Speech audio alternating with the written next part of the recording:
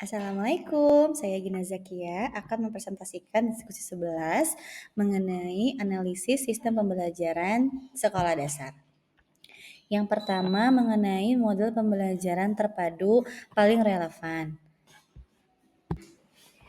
Untuk analisis terhadap kurikulum Indonesia, saya memilih model WEBT. Model ini paling relevan dengan kurikulum Merdeka yang saat ini diterapkan di SD Bhinneka.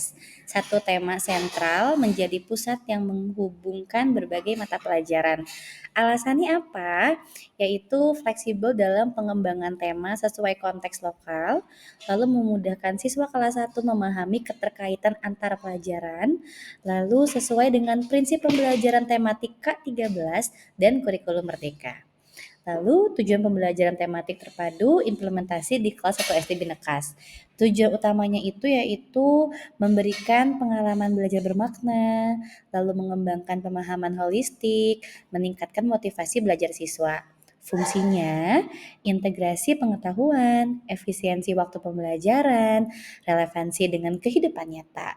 Lalu contoh yang sudah saya lakukan di kelas 1 saat saya mengajar, itu contohnya kita ambil tema mengenai diriku, yaitu mengintegrasikan bahasa Indonesia, bercerita mengenai diri, lalu matematika, menghitung anggota keluarga yang ada di rumah, dan citizenship atau PPKN, yaitu mengenal identitas diri. Siswa belajar lebih bermakna karena semua pelajaran terhubung dengan pengalaman mereka sendiri. Selanjutnya landasan pembelajaran tematik, yaitu fondasi implementasi di SD Bhinneka. Yang pertama adalah landasan filosofis, yaitu konstruktivisme. Siswa kelas 1 membangun pengetahuan melalui pengalaman konkret dan bermain. Nah, lalu ada lagi landasan psikologis. Perkembangan kognitif Piaget, anak usia 6-7 tahun berada di tahap operasional konkret, butuh pembelajaran yang terhubung dengan dunia nyata. Selanjutnya ada landasan Yudiris sesuai dengan Undang-Undang Nomor 20 Tahun 2003 Permendikbud tentang kurikulum dan kebijakan Merdeka Belajar. Yang terakhir, landasan praktis, efektivitas pembelajaran satu tema, menghemat waktu dan membuat siswa lebih fokus. Lalu selanjutnya prinsip-prinsip pembelajaran tematik yang saya terapkan di kelas 1. Yang pertama ini ada holistik, yaitu memandang pembelajaran sebagai satu kesatuan utuh. Selanjutnya bermakna, yaitu mengaitkan dengan pengalaman siswa sehari-hari. Yang ketiga ada autentik, menggunakan situasi dan masalah nyata. Yang keempat, aktif, siswa terlibat langsung dalam pembelajaran.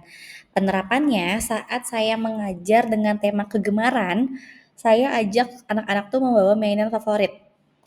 Bercerita tentangnya ini masuk ke pelajaran bahasa Indonesia. Lalu menghitung jumlah mainan yang mereka bawa termasuk ke matematika membilang. Dan berbagi dengan teman ini termasuk dengan citizenship atau PPKN. Pembelajaran juga jadi menyenangkan dan bermakna. Selanjutnya rambu-rambu pembelajaran tematik. Nah, yang pertama itu tema itu harus menarik dan dekat dengan siswa. Pilih tema yang familiar dengan kehidupan anak kelas 1. Selanjutnya, tidak semua mata pelajaran harus dipadukan. Matematika dan PJOK atau sport kadang lebih efektif diajarkan tersendiri. Selanjutnya, keterpaduan harus natural, bukan dipaksakan. Fokus pada kebermaknaan, bukan sekedar menggabungkan saja. Lalu sesuaikan dengan karakteristik siswa. Anak kelas 1 itu butuh banyak aktivitas fisik dan visual. Lalu gunakan penilaian autentik, yaitu seperti observasi, portofolio, dan unjuk kerja lebih sesuai daripada tes tulis saja. Selanjutnya, tahapan pembelajaran tematik di kelas 1. Langkah-langkah yang saya lakukan itu yaitu ada perencanaan, yaitu menyusun ATP, modul ajar, dan menyiapkan media pembelajaran yang menarik untuk anak. Selanjutnya di pelaksanaannya nih, kegiatan pembuka, apersepsi, lalu ada intinya, eksplorasi, elaborasi, konfirmasi, dan penutup, ada refleksi. Lalu penilaian, saya menggunakan asesmen formatif dan sumatif, mencakup sikap, pengetahuan, dan keterampilan. Lalu kedepannya refleksi dan tindak lanjutnya apa ya? Evaluasi pembelajaran dan merencanakan pengayaan atau remedial. Nah, lalu perbedaan K13 dengan kurikulum Merdeka. Kalau di sini aspeknya ada struktur, capaian, perangkat, asesmen, dan pendekatan. Kalau kurikulum 2013, tema dan subtema terstruktur ketat. Kalau kurikulum Merdeka, tema lebih fleksibel, bisa disesuaikan. Lalu di kurikulum 2013, KI dan KD yang detail per kelas. Kurikulum Merdeka, mohon maaf tadi saya pause dulu karena ada sedikit gaduh. Selanjutnya saya akan sampaikan lagi mengenai KI dan KD yang detail per kelas di kurikulum 2013. Selanjutnya di kurikulum Merdeka ada CP per fase, fase A untuk kelas 1 dan 2, fase B 3 dan 4, fase C 5 dan 6. Lalu ada silabus RPP 13 komponen. Kalau di kurikulum Merdeka, modul ajar yang lebih ringkas. Di kurikulum 2013, penilaian sikap, pengetahuan, keterampilan terpisah.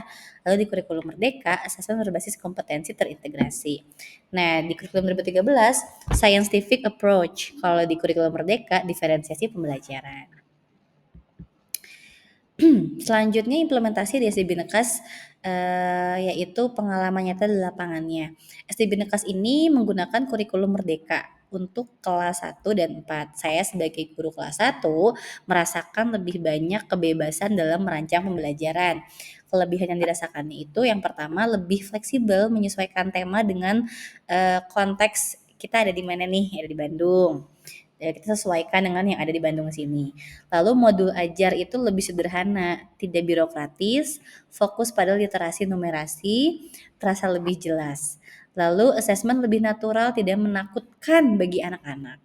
Nah, namun ada kelebihan, ada juga tantangannya, yaitu butuh waktu adaptasi dalam menyusun ATP.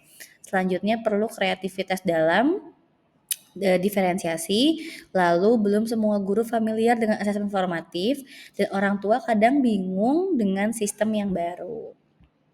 Nah, kesimpulannya apa? Model web paling sesuai dengan pembelajaran tematik di Indonesia karena fleksibel dan kontekstual.